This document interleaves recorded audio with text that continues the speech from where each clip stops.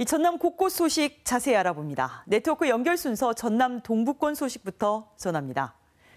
이 송나영 앵커, 이 전남 동서부 간 갈등이 심화하는 국립의대 공모 절차를 앞두고 2차 도민공청회가 시작됐다는데 어떤 내용이 오고 갔습니까?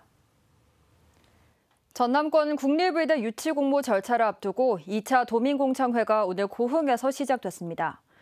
공모의 핵심은 신설 의과대학과 병원을 어디에 어떻게 세우느냐인데요.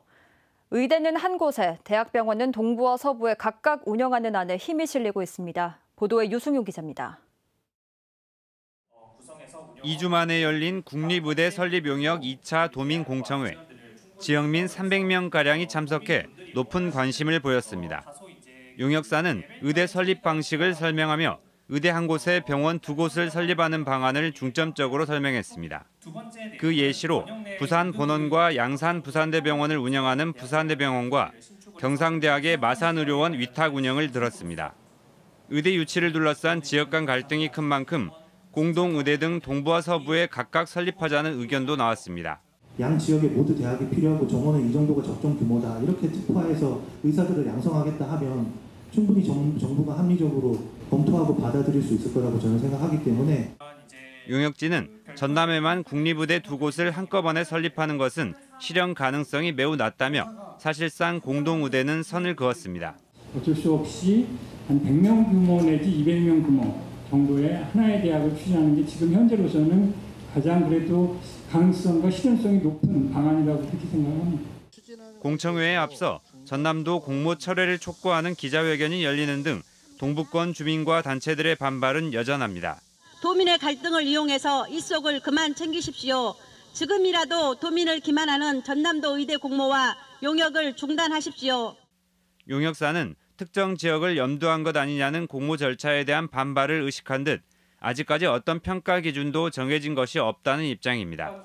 또 다음 달 평가 기준 마련을 위한 사전심사위원회를 앞두고 권역별 도민공청회를 이어가 지역 여론을 수렴하겠다는 계획입니다. KBS 뉴스 유승용입니다. 전라남도가 광양만권을 2차 전지 소재 부품 장비 특화단지로 지정하기 위한 연구용역 중간 보고회를 가졌습니다. 이번 보고회에서는 2차 전지 전문가 등이 참석해 광양만권이 국내 유일의 2차 전지 원료 소재 생산 지역으로서 글로벌 경쟁력을 확보하기 위한 대응 전략과 지자체의 역할 등을 논의했습니다. 한편 전라남도는 소부장 특화단지 지정을 위해 선도기업 투자 유치 등을 진행하고 있고 광양만권 미래 첨단 소재 국가산단 신규 지정에도 속도를 내고 있다고 밝혔습니다. 순천경찰서는 공직선거법 위반 혐의로 더불어민주당 김문수 국회의원을 불구속 송치했습니다. 김 의원은 제22대 국회의원 선거 당시 여론조사 결과를 왜곡 해석한 게시물을 자신의 사회관계망 서비스에 올린 혐의 등을 받고 있습니다. 경찰은 또 김 의원을 상대로 정치자금법 위반 혐의 등에 대한 수사를 이어가고 있고 김 의원은 관련 혐의를 모두 부인하고 있습니다. 정박한 어선에 몰래 들어가 부품과 기름 등을 훔친 40대가 붙잡혔습니다.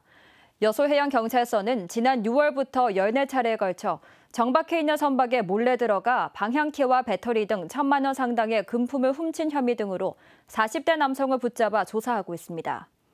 해경 조사 결과 이 남성은 훔친 금품 등을 인근 고물상에 팔아 돈을 챙겼고 항구 주변의 CCTV를 훼손하는 수법으로 단속망을 피해온 것으로 드러났습니다. 지금까지 순천에서 전해드렸습니다.